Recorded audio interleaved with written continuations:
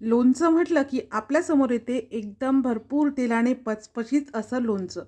परंतु बऱ्याच जणांना लोणच्यामध्ये तेल अजिबात आवडत नाही किंवा खूप कमी तेलाचं किंवा बिना तेलाचं लोणचं आवडते. नमस्कार मैत्रिणींनो, सिंपल मेजवानी मराठीमध्ये आज आपण जरासुद्धा तेल न वापरता वर्षभर टिकणारं मस्त चटपटीत व चटकदार असं मिरचीचं लोणचं बनवणार आहोत. या पद्धतीने केलेलं लोणचं वर्षभर छान राहते आणि चवीलासुद्धा खूप भन्नाट लागते. चला तर मग रेसिपीला सुरुवात करूया. तर मिरचीचं लोणचं करण्यासाठी इथे मी 250 ग्रॅम अशा पद्धतीची पोपटी आणि जाड मिरची घेतली आहे, जी की खूप कमी तिखट असते. मिरच्या मी स्वच्छ धुवून घेतल्या आहेत आणि आता याची देठं काढून घ्यायची. मिरचीची देठ काढायच्या आधी मिरच्या स्वच्छ धुवून घ्यायच्या, सुती कापडाने पूर्णपणे कोरड्या पुसून घ्यायच्या. मिरचीला थोडासुद्धा ओलसरपणा असता कामा नये, कारण मिरची थोडीसुद्धा ओली असली तर मग लोणच्याला बुरशी येऊ शकते. मिरचीचं लोणचं छान चटपटीत व्हावं त्यासाठी ती मी 2 मोठी रसदार अशी लिंब घेतली आहेत. याचा रस पिळून आपण मिरचीच्या लोणच्यामध्ये टाकणार आहोत. आता लोणच्यासाठी ह्या मिरच्या आपण कट करून घेऊया. मिरची लांबसर असल्यामुळे या मिरचीचे तुम्ही 2 तुकडे करून मधातून कट करू शकता किंवा जर एवढी मिरची जर कोणी खाणार नसेल तर मग लोणचं वाया जाऊ शकते. त्यामुळे इथे मी या मिरचीचे अशा पद्धतीने छोटे छोटे तुकडे करून घेतले. तुकडे करताना मिरची तिरपी कट करायची आहे, म्हणजे लोणच्यामध्ये मसाला आतपर्यंत मुरतो. आता जी लिंब घेतली आहे तीसुद्धा कापून घेऊया. तुमच्याकडे अशी 2 मोठे लिंबे नसतील तर छोटी छोटी 3 ते 4 लिंब घेतली तरी काही हरकत नाही. तर आता कट करून घेतलेल्या मिरच्या एका भांड्यामध्ये काढायच्या आणि आता जी लिंब कट करून घेतली आहे त्याचा रस या मिरचीमध्ये पिळून घ्यायचा आहे. लिंबाच्या रसामुळे मिरचीचं लोणचं टिकण्यास मदत होते, शिवाय लोणचं मस्त चटपटीत आणि चटकदार होते. या पद्धतीने केलेलं लोणचं चवीलासुद्धा खूप भन्नाट लागते. तर बघा, दोन्ही लिंबाचा रस मी या मिरचीमध्ये पिळून घेतला. आता हा रस या मिरचीमध्ये व्यवस्थित असा मिक्स करून घ्यायचा. लिंबाचा रस मिरच्यांमध्ये व्यवस्थित असा मिक्स करून घेतला. आता ह्या साईडला ठेवूया आणि तोपर्यंत लोणच्याचा मसाला तयार करूया. तर लोणच्याचा मसाला तयार करण्यासाठी रेग्युलर पोह्याच्या चमच्याने इथे मी 2 चमचे अख्खे धणे घेतले आहेत, 1 चमचा जिरे, एक 8 ते 10 काळी मिरी घ्यायची आहेत, पाव चमचा मेथ्या. लोणच्यामध्ये मेथ्याचं प्रमाण जर जास्त झालं तर लोणचं चिकट होते, त्यामुळे मेथ्या जास्त घालायच्या नाही. आता 1 चमचा बडीशेप घेतली आहे. आता सगळं जे मसाल्याचं साहित्य आहे ते हलकंसं भाजून घ्यायचं.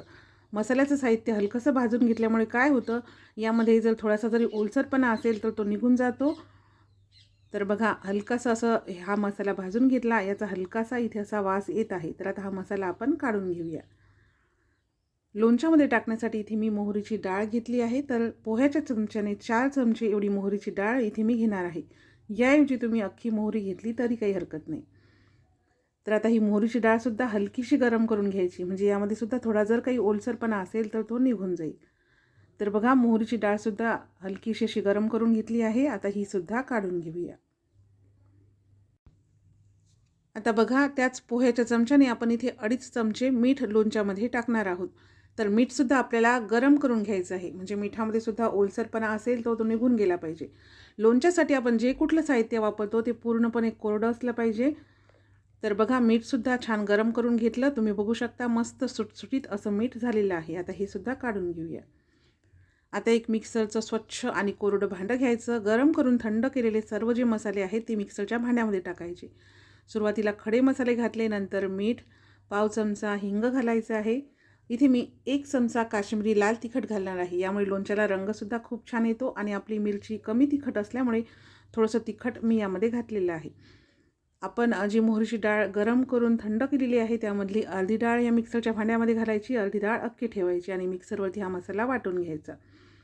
तर बघा, मिक्सरवरती मसाला रवाळसर वाटून घेतला. या मसाल्यामध्ये आपण हळद टाकायचं विसरलो होतो, तर अर्धा चमचा हळद आपण यामध्ये टाकणार आहोत आणि पुन्हा मिक्सरला थोडंसं फिरवून घ्यायचं. तर बघा, हळद टाकल्यानंतर मिक्सरला थोडासा हा मसाला फिरवून घेतला आणि तुम्ही इथे बघू शकता अशा पद्धतीचा छान रवाळसर असा मसाला इथे मी वाटून घेतला आहे. मसाला खूप जास्त बारीकसुद्धा नाही करायचा. तर मस्त चटकदार असा लोणच्याचा मसाला इथे तयार आहे. तर आता आपण ज्या मिरचीमध्ये लिंबाचा रस टाकलेला होता ते पुन्हा एकदा व्यवस्थित असं मिक्स करून घ्यायचं आणि आता यामध्ये तयार केलेला मसाला घालायचा आहे. आपण या लोणच्यामध्ये 1 थेंबसुद्धा तेल वापरलेलं नाही आहे. त्यानंतर जी अख्खी डाळ आपण बाजूला ठेवली होती ती टाकायची आहे आणि आता लोणचं व्यवस्थित असं मिक्स करून घ्यायचं. एकही थेंब तेलाचा न वापरता तरीसुद्धा मस्त चटकदार आणि चटपटीत हे लोणचं होते. वर्षभर छान राहते. तर बघा सर्व मसाला लोणच्यामध्ये व्यवस्थित असा मिक्स करून घेतला. तुम्ही बघू शकता मसाल्याचं किती मस्त असं कोटिंग लोणच्याला झालेलं आहे.